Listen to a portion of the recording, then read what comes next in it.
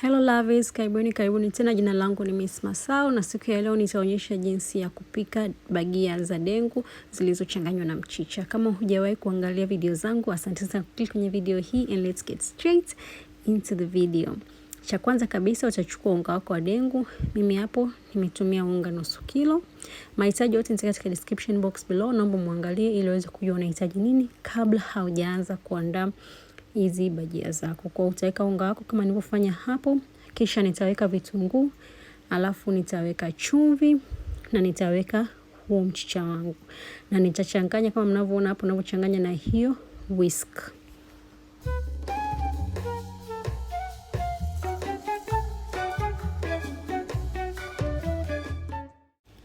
Baada ya kuchanganya vizuri, nikaweka sasa kijiko kimoja kidogo cha baking soda.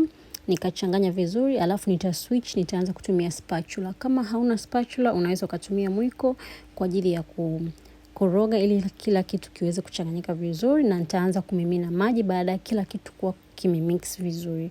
Kwa maji nilitumia kama hayo mnayoona hapo, nilibakiza maji kidogo tu. Na maji nitakuwa kidogo kidogo ili hii mixture yako isije ikawa rojo, isije ikawa na maji sana na isije ikawa kavu sana. Inatakiwa iwe ya wastani. Unaweka maji kidogo unakoroga, unaweka maji kidogo unakoroga mpaka pale utakapopata mixture ambayo ni iko perfect.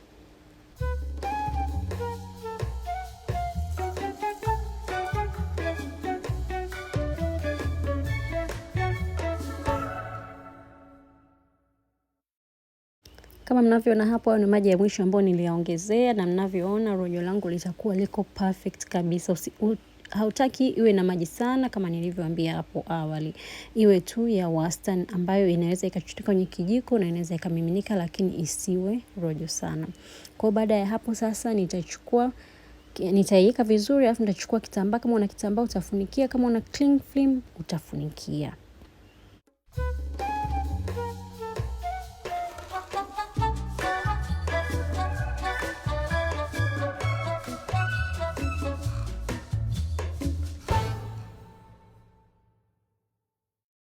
Na tunaifunikia ili iweze kuseto, ili hii baking powder iweze kufanya kazi, baking soda, Lakini pia kama hauna baking soda unaweza kutumia baking powder. Sasa baking soda ina nguvu zaidi ya baking powder. Kwa kama unatumia baking powder, kile kipimo cha baking soda unakiweka mara 2. Au kama unatumia baking soda, kile kipimo cha baking powder unakiweka nusu yake. Kama baking powder unatumia kijiko kimoja kikubwa, baking soda unatumia kijiko kimoja kidogo. Baada ya muda sasa, kama mnavyoona hapo, iko tayari. Nimeshaweka mafuta yangu jikoni. Nitaanza sasa kuchota na kijiko. Unaona hiyo texture ndio texture ambayo tunaitaka. Isiwe rojo sana na isiwe nzito sana. Kwa urahisi mimi nichukua vijiko viwili ili kufanya haraka kwa sababu mafuta hayatakiwi yawe ya moto sana. Yakiwa ya moto sana yanaunguza, na pia yakiwa ni ya moto yatanyonya, hizi dengu zitanyonya mafuta, alafu zitatoka sio nzuri. Kwa hiyo jitahidi mafuta yako yawe ya moto wa wastani. Kwa hiyo nitaziweka zote katika mafuta yangu kwenye frying pan yangu kama mnavyoona hapo. Ikianza tu ikishika mafuta vizuri, yenyewe itajiachia chini, itapop juu.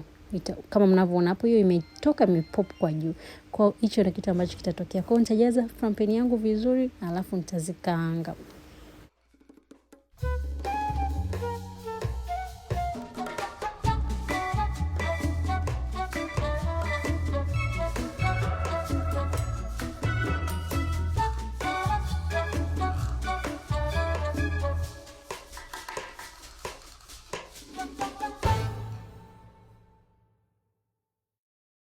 Baada kama dakika 3 sasa nitakuwa nikizigeuza. Hizi dengu hazichukui muda mrefu jikoni.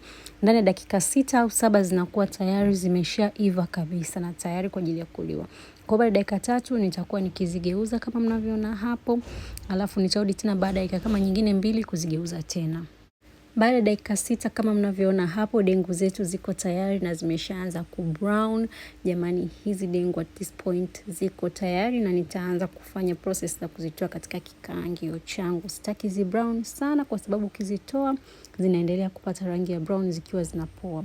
Kwa hiyo nitaanza kuzitoa kama mnavyoona hapo, kuzichuja mafuta, alafu zitakuwa ziko tayari kwa ajili ya kuliwa. Na nitarudia the same procedure mpaka pale unga wangu wote wa dengu utakapokuwa umeisha. Hizi dengu ni tamu sana kama nilivyowaambia hapo awali, hizi ni dengu za mchicha. Kwa hiyo dengu zetu kuna wengine wanapendaga kuikaga carrots, kama unazo unaweza kuweka carrots.